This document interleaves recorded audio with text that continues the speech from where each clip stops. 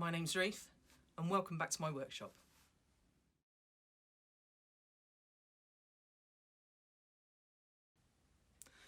This month's challenge piece is Tower, and that was set by Rav over at Second Life of Woodturning. As always, all the links are down in the descriptions. Go and check out the other people that are taking part because there's some really good competition going on. For this piece, I'm going to be making a Sapele and Maple tower. So the Sapeles are going to be bricks and my maple is going to be the mortar between the bricks.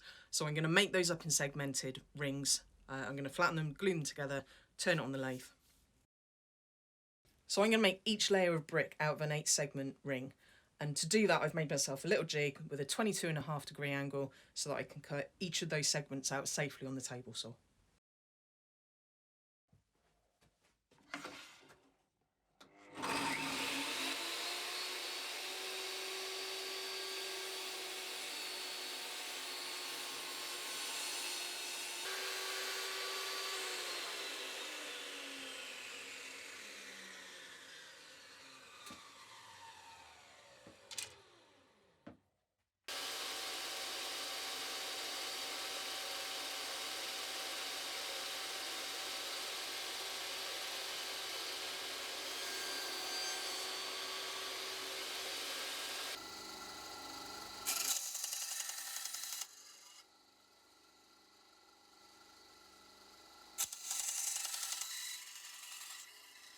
So I started to cut the maple pieces on the table saw, but because they're small pieces and I'm not sure I put enough support on the other side of the blade to catch the piece that was being cut off, it was biting and it was flying around the workshop.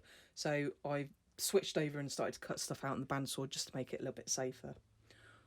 What that does mean is that it's not quite accurate, so those cuts aren't quite at 22.5 degrees. So when you try and join them together as a circle, you've got little gaps. So what I'm going to do is I'm going to glue these up as 2 halves. I'm going to sand the 2 halves on the belt sander flat, and then I'm going to stick them together. So this is how I'm going to put the Sapele bits together. I've done a bit of a test fit and I can see a slight gap. So again, I'm going to glue these up as 2 halves. I'm going to sand them flat and then stick them back together, just so I've got a nice tight circle when I go in to make that segmented ring.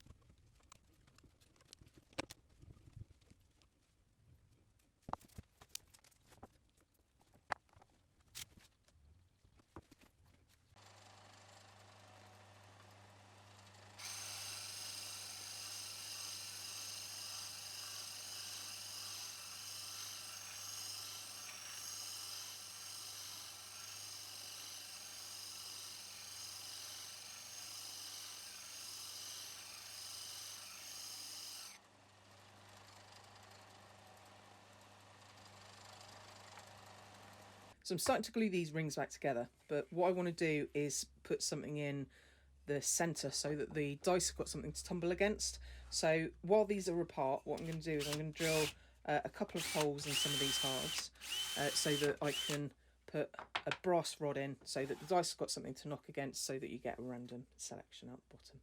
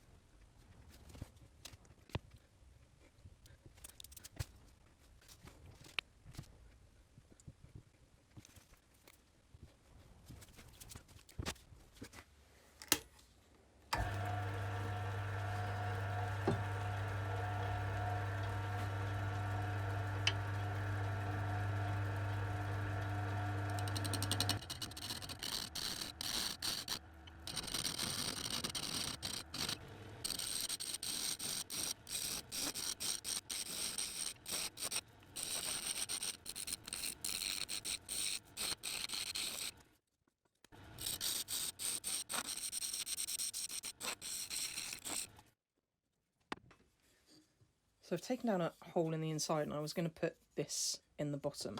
And what I wanted to do was just make a little bit of a dip so that when the dice hit the bottom, there's no flat spot and it forces that out.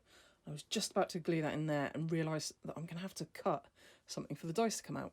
So what I'm going to do instead is I'm going to put a bit of this on top just to finish the top.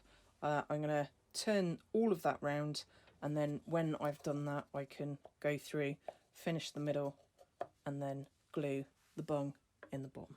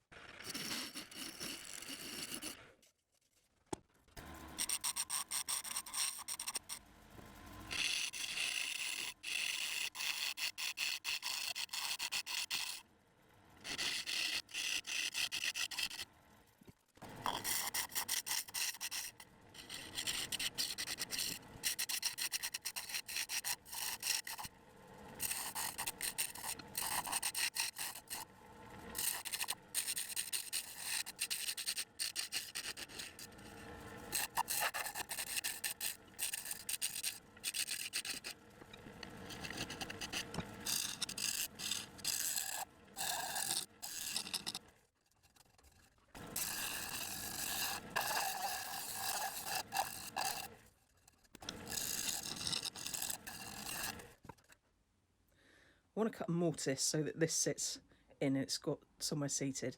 Now I purposely made this slightly arched so that when the dice hit it at the bottom, they roll rather than being flat.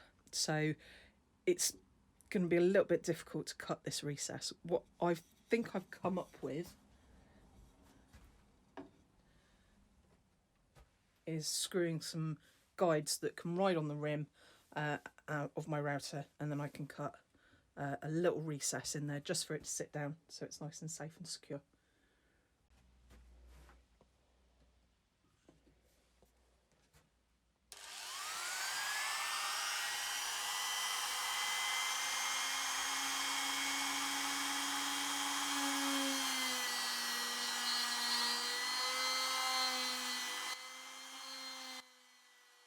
All that's left to do now is to open up this hole so that the dice have got something to fall out of, and then glue it all together. Now I think what I'm going to do is drill a number of holes and then file it and sand it just so it's nice and smooth there, and I can get the transition from the bottom of the dice tower.